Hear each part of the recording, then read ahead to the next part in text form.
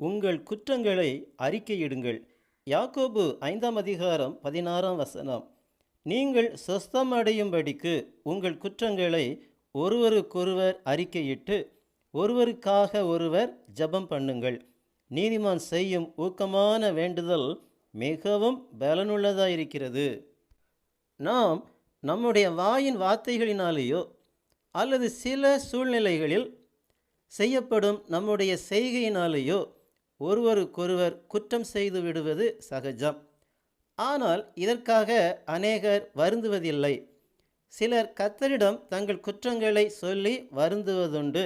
ஆனால் சம்பந்தப்பட்ட நம்முடைய வாயின் வார்த்தைகளினாலேயோ அல்லது செய்கையினாலேயோ பாதிக்கப்பட்டவர்களிடம் சென்று அறிக்கையிட்டு மனம் வருந்துவதில்லை. சிலர் கர்த்தரிடம் கூட அறிக்கையிடுவதில்லை. இது நிமித்தம் வியாதிகள், பலவீனங்கள் நம்முடைய சரீரங்களில் உண்டாகும் என்று இந்த வசனம் சொல்லுகிறது. இப்படிப்பட்ட காரணங்களினால் உண்டாகும் வியாதிகளுக்கு மருத்துவரிடம் சென்று எவ்வளவுதான் செலவழித்து மருந்துகளை பயன்படுத்தினாலும் சுகம் அடைவதில்லை.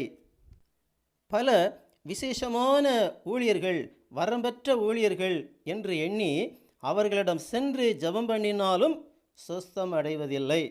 ஏனெனில் ஒருவருக்கு விரோதமாய் செய்யப்பட்ட குற்றத்தின் நிமித்தம் வந்த வியாதியாதலால் மருத்துவர்களோ ஊழியர்களோ அந்த வியாதியை குணப்படுத்தவே முடியாது.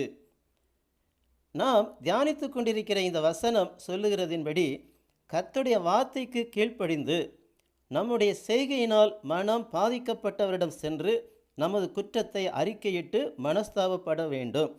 அப்படி ஒருவருக்கொருவர் தங்கள் குற்றங்களை அறிக்கையிட்ட பின்னர் கர்த்தருடைய வசனம் சொல்லுகிறபடி ஒருவருக்காக ஒருவர் ஜெபம் செய்ய வேண்டும்.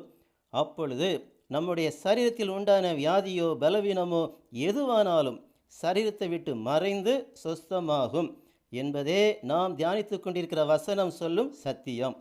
சகோதரனோடு ஒப்புரவாகாமல் கொடுக்கப்படும் காணிக்கையை கூட கர்த்தர் அங்கீகரிப்பதில்லை என்று இயேசு கிறிஸ்து மத்தேயு 5ஆம் அதிகாரம் 24ஆம் வசனத்தில் சொல்லியிருக்கிறதையும் நினைவு கூறுங்கள்.